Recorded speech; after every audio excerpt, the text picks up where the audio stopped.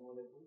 আপনারা সবাই শুনতে পেয়েছেন আজকে আমাদের এই প্রোগ্রামের একটা আমরা ডকুমেন্টারি করেছি এবং এখানে মূলত আমরা আহতদের যে ভাষ্য সেটাই সামনে আনার চেষ্টা করেছি। এছাড়াও আমরা আরো বিভিন্ন অংশীজনের ইন্টারভিউগুলো নিয়েছি। আমরা ধীরে ধীরে সেগুলো নিয়েও আমরা প্রোগ্রাম করব। তো প্রথমে যে বিষয়টা আসলে বলা দরকার সেটা হচ্ছে আমাদের এই যে আজকের অনুষ্ঠান, এটা হচ্ছে আমাদের যে ওভারঅল যে গবেষণাটা চলছে সেটার প্রাথমিক প্রদর্শনী বলা যায়, ফার্স্ট রাউন্ড অফ ডিসেমিনেশন। তো আমরা বেসিক্যালি যে জায়গাটা আমরা কাজ করতে চাচ্ছি, যে বাংলাদেশে যে ধরনের কখনো আন্দোলন হয়, সিভিলিয়ান আনরেস্ট হয়, ক্রাউড কন্ট্রোলের যে পলিসিগুলো বাংলাদেশে আছে সেটা কতটুকু আসলে হিউমেইন এবং সেটা কতটুকু আসলে মানুষকে অ্যাকোমোডেট করে করা হয়, এই জায়গাটাকে আমরা অ্যাড্রেস করতে চাই। তো এটার যে বৃহত্তর প্রকল্প, সেটা একটা কম্পোনেন্ট হিসেবে আমরা মূলত বাংলাদেশে যে ছড়াগুলির ব্যবহার, এটার সিভিয়ারিটি, এটা একটা ওভারঅল অ্যাসেসমেন্ট করার চিন্তা আমাদের ছিল। সেখান থেকেই এটা নিয়ে আমাদের কাজ করা। আর প্যালেট গান নিয়েই কেন, বা অন্য কোনো কোম্পানি নিয়ে আমরা কেন করছি না, তো আমরা যখন এটার ফিজিবিলিটিটা দেখতেছিলাম তখন আমরা দেখলাম যে আসলে বাংলাদেশে যেই কয় ধরনের উইপন ব্যবহার করা হয় সিভিলিয়ান আনরেস্ট দমানোর জন্য, সেখানে আসলে সবচেয়ে লেস ডিসকাসড একটা টপিক হচ্ছে প্যালেট গান। এটার উপরে তেমন ভাবে আসলে আলোচনা করা হয় নাই, বা একাডেমিক্যালিও আমরা যদি দেখি তো এটা নিয়ে খুব একটা নলেজ আমাদের হাতে এখন নাই। যেমন এটা নিয়ে এটার যে একাডেমিক সাইড আছে, এটা ক্লিনিক্যাল মেডিকেল যে সাইড আছে, ওভারঅল যে এটার যে নলেজ অ্যাকুমুলেশনের যে এরিয়াটা, সেটা এখনো ডেভেলপ করে নাই। তো আমাদের কাছে মনে হয়েছে যে ওই জায়গা থেকে প্যালেট গান নিয়ে শুরু করাটা জরুরি। আর আরেকটা ভাই রাকিব ভাইও যেটা মেনশন করেছে যে ভিকটিমের যে হায়ারার্কি আছে, সেখানে প্যালেট গানে যারা ভিকটিম হয় তাদের ইয়াটা অনেক নিচের দিকে থাকে, এই কারণেও তারা অনেক সময় মনোযোগের বাইরে চলে যায়। তো এই জায়গা থেকে আমরা প্যালেট গান নিয়ে কাজ করছি। আর এর বাইরে আমরা এখানে কয়েক জায়গায় কোয়েশ্চেন এসেছে যে আমরা কি অ্যাসল্ট রাইফেল এই যেগুলো এসেছে, বা ওভারঅল ক্রাউড কন্ট্রোল নিয়ে যে সমস্ত ইস্যুস এখানে আছে সেগুলো নিয়ে আমরা কাজ করব কিনা। তো আমাদের কাজ করার ইচ্ছা আছে। আমরা চাই বেসিক্যালি এই প্ল্যাটফর্মটা সপ্রাণ, এই প্ল্যাটফর্মটা বেসিক্যালি আন্দোলনের গর্ভ থেকে বের হয়ে আসা একটা প্রতিষ্ঠান।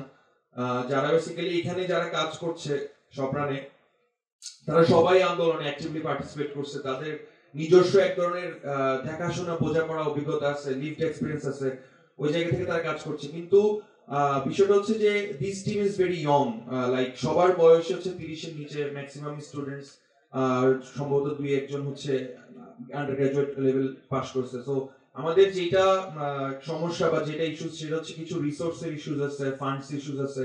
এই কারণে দেখা যাচ্ছে আমাদের কাজগুলোকে আমরা স্পিয়ারহেড করতে পারছি না এখনো। তো we are looking for opportunities for resource mobilizations.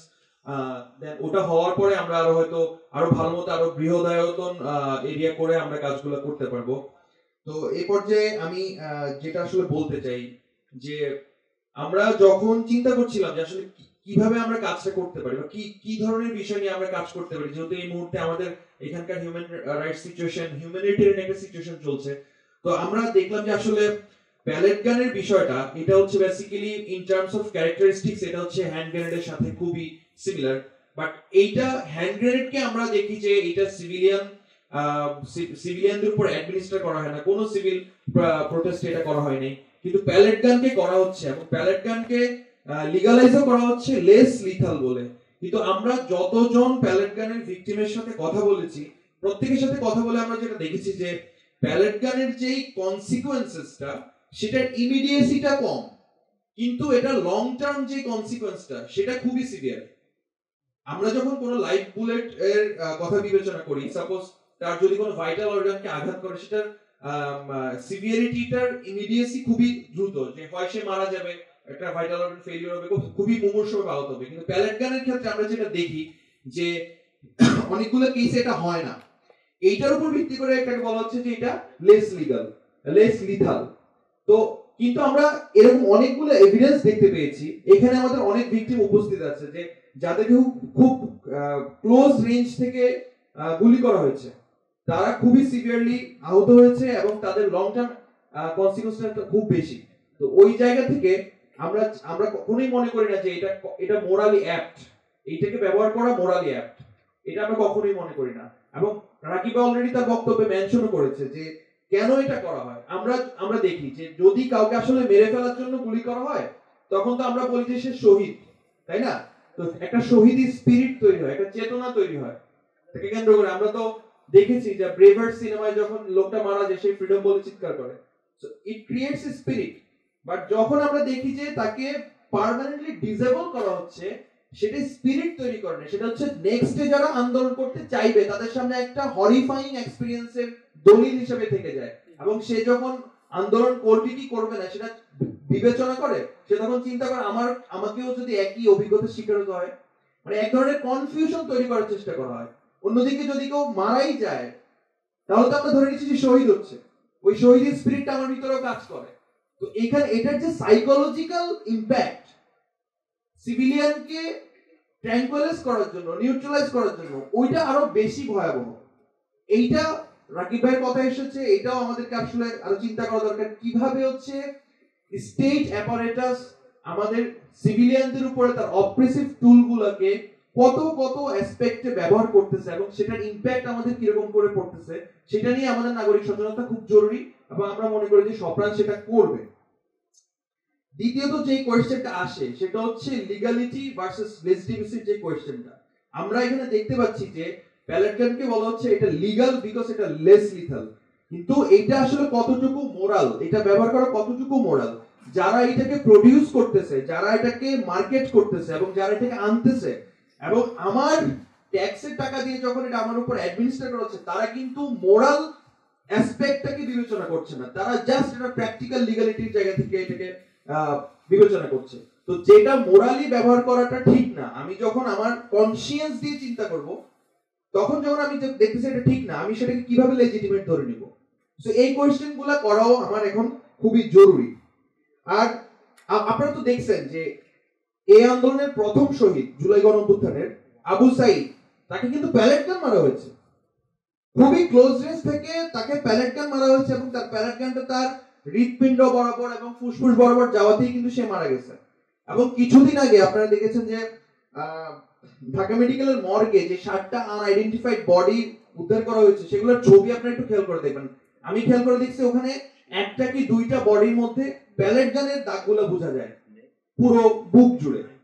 তো এই যে প্যালেট গান, এটা কতটুকু ভয়াবহ এটা শুধু আপনারাই বিবেচনা করে দেখবেন। লাস্ট যে পয়েন্টটা আমি বলতে চাই, এখান থেকে একটা কোয়েশ্চেন এসেছিল যে সাংবাদিকদের রোল নিয়ে। এখন একটা জিনিস চিন্তা করেন যে একটা জিনিসের, একটা অপরাধের বিচার তখনই হবে যখন সেটার এভিডেন্স গুলো অক্ষত থাকবে এবং ওই অক্ষত অবস্থায় সেটাকে ট্রায়ালে নেওয়া হচ্ছে। কিন্তু আমরা এখানে দেখতে পাচ্ছি যে সাংবাদিকদের থেকে যে কথাটা আসছে যে এভিডেন্স গুলোকে অন স্পট ডিস্টর্ট করা হচ্ছে, অন স্পট হাসপাতালে থেকে এভিডেন্স গুলোকে ডিস্টর্ট করা হচ্ছে। তার যে পোস্টমর্টেম রিপোর্ট সেখানে লেখা হচ্ছে সে প্যালেট গানে মারা যাচ্ছে না, সে অন্য কোনো কিছুতে মারা গেছে। এই যে প্রক্রিয়াটা, এটা আসলে আমাদের উইকেটনেসকে প্রমাণ করে যে পাওয়ার আমাদের সোসাইটির এবং আমাদের ইনস্টিটিউশনের প্রত্যেকটা ক্ষেত্রে কিভাবে পৌঁছে গেছে এবং সেভাবে কিভাবে কবজা করে রাখছে, সেইটারই প্রমাণ যে একজন জার্নালিস্ট যার প্রধান কাজ হচ্ছে আসলে সত্যকে তুলে ধরা, ফ্যাক্টকে অ্যাজ ইট ইজ তুলে ধরা, সেটা না করে উনি নিজে ফ্যাক্ট ডিস্টর্ট করতেছে এবং সেটা মিডিয়াকে আনতেছে যাতে করে অপরাধীকে বাঁচানো যায়। এটা খুবই উইকেট এবং এটা খুবই গর্হিত একটা কাজ। এবং পুলিশের কথা যেটা আসতেছিল এখানে বারবার কয়েকজন প্রশ্নকারী বলছে যে পুলিশ কি এটা পার্সোনালি ডিল করতেছে কিনা। আসলে আপনারা দেখবেন যে পুলিশের যে ব্যবহার এই পুরো আন্দোলনে এবং লাস্ট 15 ইয়ার্স, পুলিশ আসলে আমাদেরকে সিটিজেনকে, আমাদের যে সিটিজেনরি ভ্যালু আছে, আমাদের যে ইনহেরেন্ট কিছু কোয়ালিটি আছে অ্যাজ এ হিউম্যান বিইং এবং অ্যাজ এ সিটিজেন, সেটাকে তারা কখনোই তোয়াক্কা করে নাই। এবং এটা কেন ঘটতেছে? কারণ হচ্ছে আমাদের পুরো মোরাল সিস্টেমে, আমাদের শহীদুল আলম ভাই যেমন এডুকেশনের কথা বলছে, morality is also part of the education, is very important part. So আমাদের পুরো মোরাল সিস্টেমের মধ্যে একটা গ্রস ডেগ্রেডেশন হয়ে গেছে এবং সেটা হয়েছে বেসিক্যালি এই পাওয়ার, শুধুমাত্র পাওয়ারকে সংহত করার জন্য। আমার পাওয়ার তো আমাকে প্রিভিলেজ ডিস্ট্রিবিউট করে, রেন্ট ডিস্ট্রিবিউট করে, আমি শুধুমাত্র ওই লিভলিহুডের কোয়েশ্চেন এবং প্রিভিলেজের কোয়েশ্চেনের জায়গা থেকে আমি আমার পুরো মোরাল সিস্টেমকে কম্প্রোমাইজ করে ফেলছি এবং আমার গ্রস লেভেলে আমার ডেগ্রেডেশন হয়েছে। এবং এখানে যেটা খুবই গুরুত্বপূর্ণ, আমরা একটা ফুটেজে দেখতে পাচ্ছিলাম যে সেখানে পুলিশ একটা আন্দোলনকারীকে টার্গেট করে বলতেছিল, তুই তো শিবির, তুই তো জামাত, তুই কাছে তোরা আমি গুলি করে তোর পা আমি ইয়ে করে দেবো। তো এখানে বেসিক্যালি কি ঘটতেছে, এটা তো একটা example, but under the layer ideologically কি ঘটতেছে, থিওরিটিক্যাল আপনি যদি চিন্তা করেন যে আমার পুরো স্টেটটা একটা ডিহিউম্যানাইজিং স্টেট অ্যাপারেটাস হিসেবে ওয়ার্ক করা শুরু করে দিচ্ছে, যেটার মূলেই হচ্ছে একটা অপ্রেসিভনেস। এবং আরো কি হচ্ছে যে আমার যে সমস্ত ডেমোক্রেটিক ইনস্টিটিউশনস রয়েছে, যে সমস্ত স্টেটের খুব গুরুত্বপূর্ণ ইনস্টিটিউশন রয়েছে, যারা হচ্ছে ল এন্ড অর্ডারকে এনফোর্স করবে, ল এন্ড অর্ডারকে সবসময় মেনটেন করবে, সেখানে কে কোন আইডিওলজি, কে কোন পার্টি, সেটা কিন্তু তার বিবেচনার যোগ্য না। সে খেয়াল করবে তার সিভিলিয়ান সেফটি মেজার হচ্ছে কিনা, সিভিলিয়ান তাকে ম্যানেজ করতে পারছে কিনা, কিন্তু সে সেটা না করে সে চলে যাচ্ছে কোথায়, সে ইডিওলজিক্যাল ওয়ারফেয়ারকে এনফোর্স করা শুরু করছে। পুলিশের কিন্তু কখনোই দেখার দরকার নাই যে কার পলিটিক্যাল আইডিওলজি কি, তাই তো, কিন্তু পুলিশ চলে যাচ্ছে সেটা না করে তার ভাবাদর্শিক লড়াই এসে চলে যাচ্ছে। এই সমস্ত প্রবলেমের কারণে আমাদের আজকে এই পুরো আইন শৃঙ্খলা রক্ষা ব্যবস্থার আজকে এই অবনতি, এবং তার ফলে এই আন্দোলনে যে গ্রস হিউম্যান রাইটস ভায়োলেশন হয়েছে তারই প্রমাণ আজকে আমাদের এখানে আহতরা এসে উপস্থাপন করছে। এবং আপনারা আমাদের ডকুমেন্টারিতে দেখতে পেয়েছেন যে কতটা ভয়াবহ সেই ছবিগুলো দেখলে বোঝা যায়। তো আমাদের জায়গা থেকে আমরা যেটা বলতে চাই যে সপ্রাণ এখনো একটা নতুন platform, but we have our spirits, right? So আমরা আমাদের জায়গা থেকে বাংলাদেশে ভবিষ্যতেও কখনো যদি এরকম কোন সরকারের অধীনে এরকম গ্রস হিউম্যান রাইটস ভায়োলেশন হয়, বা যে কোনো ধরনের অ্যামোরাল এবং আমার যেটা সিভিল রাইটস এর সাথে যায় না, এরকম কোন ধরনের কার্যক্রম যখন পরিচালিত হবে, আমরা সবসময় কাজ করব এগুলো নিয়ে। এবং আমরা এই আন্দোলনেও যে ধরনের গ্রস হিউম্যান রাইটস ভায়োলেশন হয়েছে সেইটার যে সমস্ত এলিমেন্টস নিয়ে আমরা একাডেমিক ভাবে এবং আমরা হচ্ছে ডিসেমিনেশনের জায়গা থেকে কাজ করতে পারবো, সেগুলো আমরা করব। আমাদের রিসোর্স উইথ আওয়ার অবভিয়াসলি আমাদের লিমিটেড রিসোর্স, সেই জায়গা থেকে আমরা আমাদের সাধ্যমতো চেষ্টা করব। একটা কোয়েশ্চেন এসেছিল যে পুলিশ এনগেজমেন্ট এবং ক্রাউড কন্ট্রোলের জায়গায় আমরা কি যদি কোনো ধরনের ভায়োলেশনস হয় আমরা কি প্রেসার গ্রুপ হিসেবে কাজ করব কিনা এই সরকারের সময়। আমি বলতে চাই আমাদের কোনো ধরনের সরকার পক্ষে, আমরা কোনো ধরনের সরকার নিরপেক্ষ, ঠিক আছে, কোন পার্টি কোন সরকারে আছে সেটা আমাদের দেখার বিষয় না। আমরা দেখবো যে আমাদের সিভিল রাইটসটা ঠিকমতো মেইনটেইন হচ্ছে কিনা। ইফ দ্যাট ডাজন্ট মেইনটেইন, আমরা অবশ্যই কিন্তু আমরা আমাদের জায়গা থেকে কাজ করব। এবং আরেকটা জিনিস এখানে ক্লিয়ার করা জরুরি যে অনেকে বলতেছেন যে আমরা আহতদের নিয়ে আসলে কি কাজ করতে পারবো। তো যেটা আমি এখানে বলতে চাই বেসিক্যালি আমাদের প্রতিষ্ঠানের স্কোপ অফ ওয়ার্ক একটু ডিফারেন্ট। মানে আমরা সরাসরি যে আহতদেরকে নিয়ে কোনো ধরনের কি বলা যায় যে তাদেরকে সাহায্য করা, তাদেরকে নিয়ে হচ্ছে যে বিভিন্ন জায়গায় যাওয়া, রিচ করা, এই কাজটা হয়তো আমাদের স্কোপ অফ ওয়ার্কের মধ্যে পড়ে না। আমরা যেটা করতেছি যে আমাদের এখানে যারা আহত হয়েছে এবং শহীদ হয়েছে, বা ভবিষ্যতে এরকম সিভিলিয়ান আনরেস্টে যে ধরনের সমস্যা হতে পারে, তার যে হিউম্যান রাইটস যে অ্যাসপেক্ট গুলো আছে সেইগুলো নিয়ে আমরা বেসিক্যালি কাজ করতে চাই এবং আমরা অ্যাডভোকেসি করতে চাই। যেমন হচ্ছে আমরা আজকে এবং আমাদের চলমান গবেষণা আমরা যেটা করছি যে আমরা বাংলাদেশে প্যালেট গানকে পার্মানেন্টলি ব্যান করার জন্য আমরা অ্যাডভোকেসিটা করতেছি, এবং এটা হচ্ছে আমাদের যে বৃহত্তর যে ক্রাউড কন্ট্রোল পলিসি সেটার মধ্যেই পড়ে আর কি। তো আই গেস আমি মোটামুটি সবগুলো কোশ্চেন অ্যান্সার দিতে পেরেছি।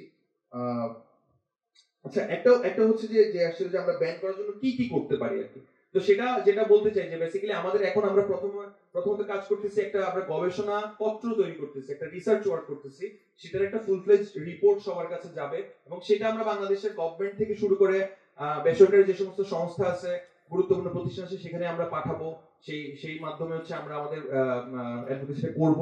দ্বিতীয়ত হচ্ছে আমরা এই ধরনের ডকুমেন্টারি যেগুলো বানাচ্ছি, আমরা আরো স্টেক হোল্ডারদের কাছে গিয়ে তাদেরও সেই ডকুমেন্টারি গুলো নিব, এবং যেটা এটা পুরো যে মেডিকেল অ্যাসপেক্ট গুলো, যে আসলে প্যালেট গানের মেডিকেল কনসিকুয়েন্সেস গুলো কি, সেটার জন্য আমরা কাজ করতেছি। সেই টোটাল ওভারঅল আমাদের মধ্যে যে নলেজ গুলো গ্যাদার করে আমরা হচ্ছে বিভিন্ন অথরিটিকে আমরা এটা দিব, এবং আমরা এজ এ প্রেসার গ্রুপ আমরা চেষ্টা করব যাতে করে এটা হচ্ছে নিষিদ্ধ করা যায়। এবং লাস্টলি, যেহেতু এই জুলাই গণঅভ্যুত্থান এটা হচ্ছে সারা বিশ্বের মধ্যে একটা unparalleled event in terms of এইটা, without a single shots fire from the resistance side আমরা হচ্ছে এই অভ্যুত্থানটাকে আমরা কন্ট্রোল করতে পারছি, আমরা হচ্ছে বিজয়ী হইতে পারছি, এবং এটা পুরোটাই mostly led by the Gen G.